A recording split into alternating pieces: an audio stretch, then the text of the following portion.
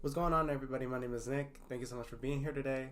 Today, I'm really excited to be talking about a show that pleasantly took me by surprise. It's called The Sex Lives of College Girls on HBO Max. I think I'm this show's target demographic, and for some reason, at first, I really wasn't that into the show. I watched the trailer, and it didn't really entice me too much. I don't know. I think the trailer kind of mismarketed the show a little bit, but that's just my opinion.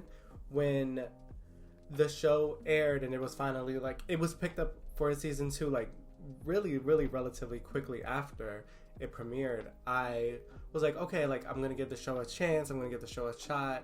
And coming from the Mindy Project that I used to love before, and also Never Have I Ever, I liked season 1 of Never Have I Ever, but not season 2.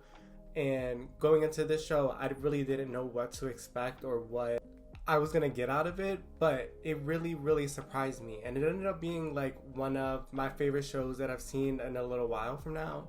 I feel like this show really does a lot with the writing, and there's a lot of layers, and that's just something I really want to get into and talk about today. The show is about these 4 girls that are starting off college. It's kind of like their first day, they're freshmen, and they're moving into their dorms, and we kind of go about their college lives and them finding themselves and their personalities kind of developing, and it really dives into the sex lives of college girls.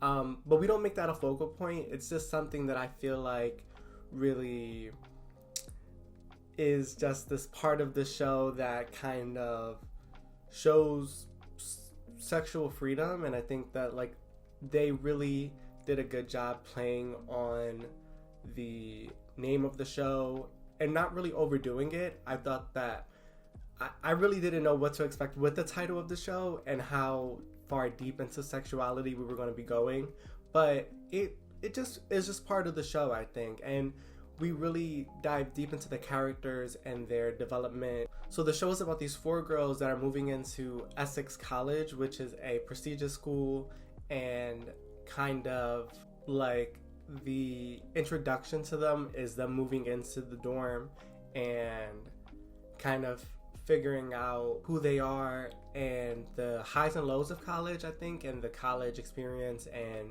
them kind of being grouped together and just kind of meeting each other. That's kind of their introductions.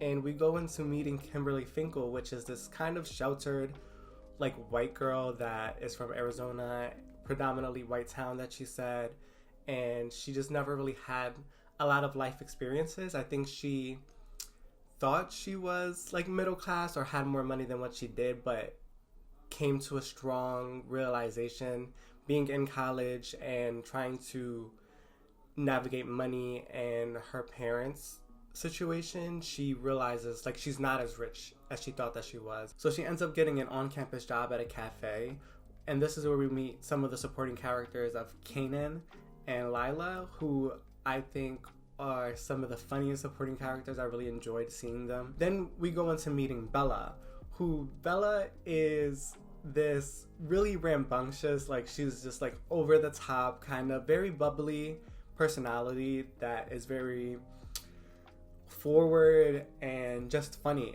And she's obsessed with comedy and being in the Cotillon. So the Cotillon is an extracurricular of comedians that write for the school, and they have an Instagram, and a lot of SNL writers and performers actually started at the Cotillon. So that's where Bella kind of is obsessed with the Cotillon, and she's obsessed with Seth Meyers, who she has this big ass poster of Seth Meyers on her wall. She's also dealing with the fact of not telling her family that she's in comedy and that she wants to do comedy. Her parents think that she's doing brain surgery or something like that, but really she's in school for comedy, and that's what she's trying to pursue and become a part of. And then we get Whitney, who is this cool, funny character that has this kind of a little bit more laid back than the other girls type of personality, but her mom is a senator, so she's kind of known a little bit, people know who her mom is, and they hold Whitney to that standard of oh, oh, your parents is this person, so that means you have a leg up on people, or like, you know, they think that just because she's the daughter of a senator that she's getting special privileges, which I don't feel that way at all. I didn't feel that way at all throughout the whole show. People brought it up, but I don't think it was really helping her get a leg up on things or on people. But we get into the messy part of Whitney a little bit, is when she's actually dating her coach, her soccer coach. She's actually dating her soccer coach, and that whole situation becomes messy in itself because it ends up being an affair that we find out later because he's married. And also, you know, later on in the season, it progresses to figure out that he's done this before at another school to another girl, and he's been married. I thought the show did a great job at taking tough subjects and putting them into the show, because that's just one thing that I was trying to figure out with the show, is how, like, if they were just going to keep it lighthearted the whole time, or if we were going to dig more into deeper topics. Even one of the other deeper topics is Bella being sexually assaulted by one of the Catalan members.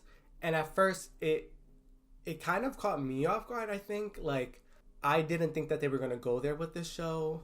So when he did the, like, oh, do you want to see a funny video part, I kind of, like, got taken aback. And I think that was rightfully so. I think that was good storytelling from, like, the writers and the directors, because it really took me off guard. And I'm like, oh my God, so this guy he's the bad guy. And you know, the story progresses and we start to figure out he's done this to another girl before, and that whole situation kind of, like, implodes. And then we meet Leighton, which is this, like, preppy rich girl kind of, who's going to Essex because her dad went to Essex when he was younger, and she doesn't have any gripe with that. I think she is excited to go to Essex and, like, experience just, like, her life, but she is kind of this closed off girl because she has the secret about her sexuality, and she feels like she can't be herself, and she doesn't want to, like, come out of the closet just yet. And that really is a hindrance to her because she just feels like she can't talk to her roommates about certain aspects of her life. Even her old friends from high school felt like they really didn't know her or was really the best of friends with her because they didn't know her, and they didn't know that she has a secret and what was she really doing. And she really struggles with coming out of the closet and really struggles with her sexuality. And I think that was a great part of the show, because I think that's true. I think when you're in high school, you're in this bubble, and I think going to college, you kind of really are starting to branch out and figure out who you are and the things that you want to do, even whether that's sexually or even, like, academically. We end up meeting Alicia, who becomes Leighton's girlfriend, and that's, like, a whole situation with it itself. I don't really know how I felt about their relationship. I didn't hate it. I really didn't love it. But I thought Alicia was kind of good for her, but I just felt like, you know, Leighton was just still struggling with the aspect of Alicia being out of the closet and Leighton still being in the closet, and Alicia was struggling with that as well because she just feels like she doesn't want to be suppressed by Leighton wanting to stay in the closet and not being comfortable with her sexuality. I thought the show did a really, really great job at showing these different dynamics from each character and their personal struggles with, like, their family and their sexuality. And then we also end up meeting, like, all of our kind of supporting cast, and one of them being Nico, who is Leighton's brother, ends up, like, kind of being sex buddies with Kimberly, like friends with benefits kind of with Kimberly, who is Leighton's roommate. And that becomes a situation within itself, because at some point Leighton is like, oh, my friend from back home is going to come, you know, visit, and, you know, it ends up being Nico's girlfriend. And, you know, I was really upset about it because the finding out that it's his girlfriend ends at the end of an episode. How dare you! I was rooting for you! We were all rooting for you! I'm just so upset because I don't know. I didn't expect, like, Nico and Kimberly to really fall in love, But I didn't expect for this situation to happen. So when it did, it felt kind of like, oh, like I was kind of rooting for them. You know what I mean? I was kind of into it, and I wanted them to like kind of figure it out.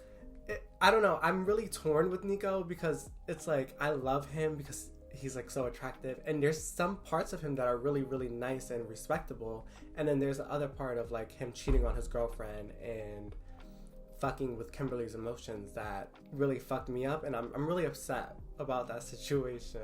And then we also have a lot of other supporting characters, and I thought that everybody did fantastic. Like Jocelyn was amazing, Travis was amazing. I thought these characters really added to the ambiance of college, and everybody's kind of have their own friends groups and friends, and they also have other friends, and they're dealing with so much, and I thought it was a really fair and honest representation of college. I thought, you know, these are really real situations that a lot of people go through in college, whether that's the cheating scandal with Kimberly. We have a cheating scandal where she ends up cheating on a test but getting caught, which was funny, by the way. I'm glad she used those papers from the frat.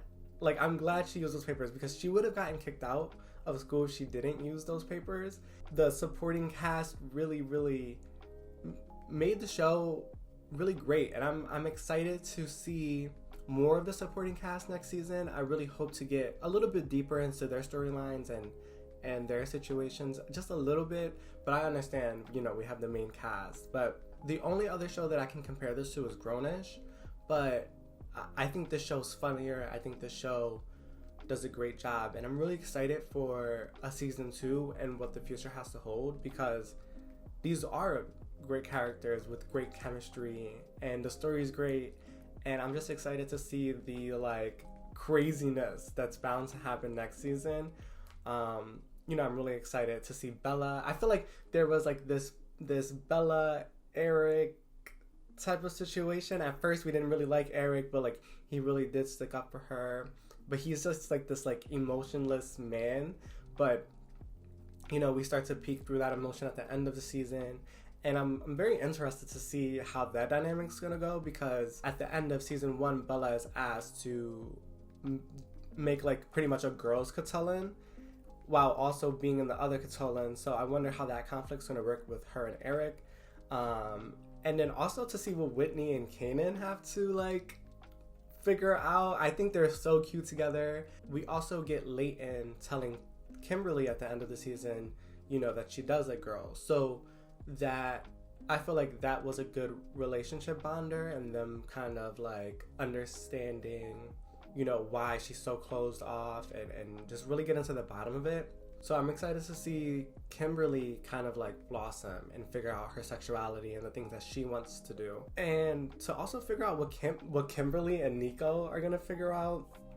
If Kimberly and Nico end up being nothing, I wouldn't feel any type of way, but is there room for redemption there? I'm unsure, because he did cheat on his girlfriend, and it's like, you know, there's always that thought. There's always that hurt and that thought, you know, and I felt hurt when that situation did happen. So I could just imagine, you know, what Kimberly was feeling like, you know, when she ends up losing her virginity to her boyfriend, and then he like dumps her the day after, and then she's like this heartbroken mess.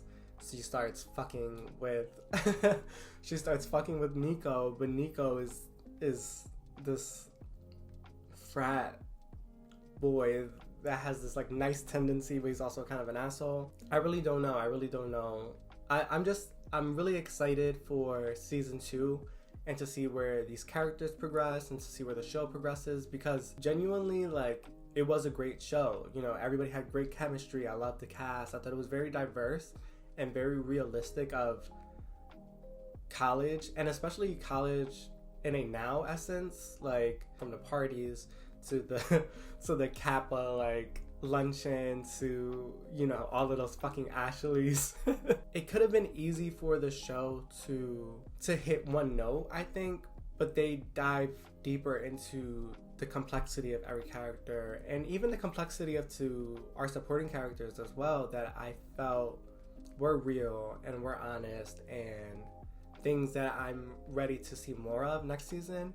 The comedy was amazing too. You know, like I feel like the jokes, again, everything is in the show is so layered. The jokes were there were like surface level jokes that were funny, and then there was like layered jokes that like kind of like hit, and then you know you call backs to other episodes and things like that.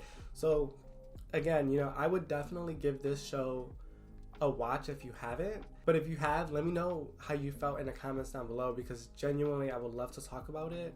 And I hope more people do see the show. You know, it was picked up for a season 2 like right after, so I feel like a lot of people seen it, but it just wasn't this like crazy big like viral sensation. But it doesn't have to be, and I'm glad that it isn't, because it's this show that I feel like will have this kind of cult, small enough but big enough following. I love this show. Please go watch it. The first episode of the show is actually on YouTube, so you can actually give it a watch. And you know, if you do like it, go watch it on HBO Max or subscribe to HBO Max. But if you don't, I completely understand. I felt like the first episode was a little bit of a drag for me. You know, I would really try to give it like the first 2 or 3 episodes and then figuring out if you really want to continue to watch.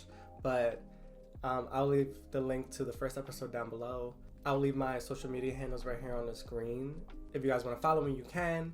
And let's have a discussion down below. If you guys loved the sex lives of college girls, how did you guys feel? If you didn't like it, if you did like it, what parts didn't you like? I'm down for this whole discussion. Thank you guys so much for being here today. I'm Nick. I'll see you guys next time. Bye.